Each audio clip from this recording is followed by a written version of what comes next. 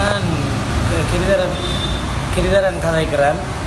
என்னென்னா நேற்றைய தினம் போலீஸ் ஸ்டேஷன் வர சொல்லி டெலிஃபோனில் ஒருக்கா வந்துட்டு போங்க ஒரு சின்ன விசாரணை என்று சொல்லி என்னை கூப்பிட்டினோம். சரி விசாரணை தானே என்று நானும் அங்கே போனேன். அங்கே போக டாசனும் அவற்றை மனைவி என்று சொல்கிற சாருவும் போலீஸ் ஸ்டேஷனில் நின்றாவ. பின்ன போனோடனே என்னட்ட கிடந்த பர்ஸுகள் ஃபோனுகள் எல்லாத்தையும் போலீஸ் வேண்டிட்டு உடனே என் கைக்கு விலங்கை அடித்து போட்டு கதிரையில் இருக்க சொன்ன கையோடையே பின்னால் தாசன் வந்து எனக்கு கண்ணமாக 4 அடி அடித்தவர்.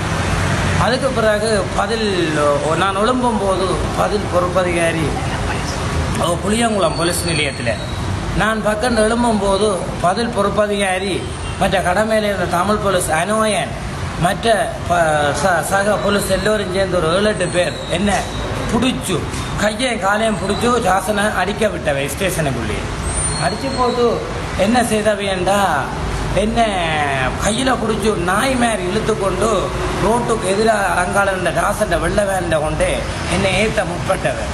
அப்போ நான் எனக்கு பொதுமக்கள் இந்த உதவி வேணும் பின்னால் இதை தாங்கி கொண்டேலான்னு சொல்லி நடு ரோட்டில் இதில் வர பேருந்தோ பஸ்ஸோ இன்னும் அடித்து கொள்ளட்டு முகண்ட வாகனத்தில் நான் நேர மாட்டேன் நடு வீதியில் இருந்தேன்னா இது அந்த போலீஸ் நிலையத்தில் கமரா இருந்தாலோ அல்லது முன்னுக்கு இருக்கிற கடையில் கமரா இருந்தாலோ இந்த விஷயம் ஒளிப்படமாயிருக்கு.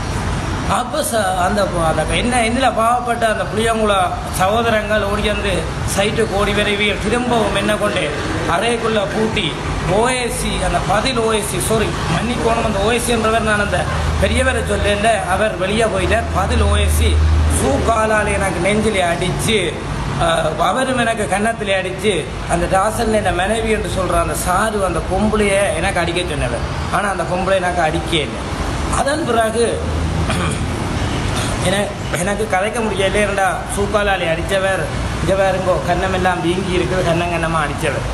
அப்போ அதுக்கு பிறகு யாழ்ப்பாணத்திலிருந்து வந்த போலீஸ் பெரிய அதிகாரி வந்து என்ன அனைத்து விவரங்களும் வடிவாக கேட்டு தம்பி நீ கூறு நான் உனக்கு நீதி வாங்கி தருவேன்னு சொல்லி ஒரு தரம் என்ற நான் சொன்ன வாக்குமூலத்தை அந்த ஸ்டேஷனில் எழுதுறதா இல்லைன்னா அனைவரும் மது போதையில் இருந்தபடியால் அவர்களுக்கு என்ன செய்கிறேன்றே தெரியல.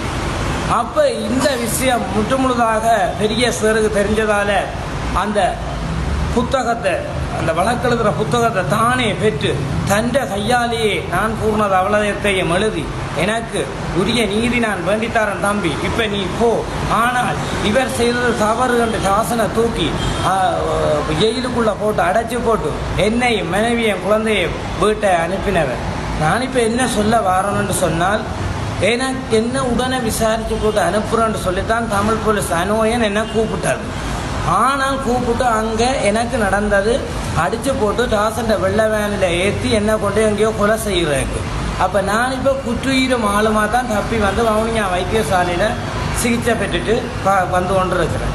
எனக்கு தகுந்த முறையில் எனக்கு நீதி வேணும்.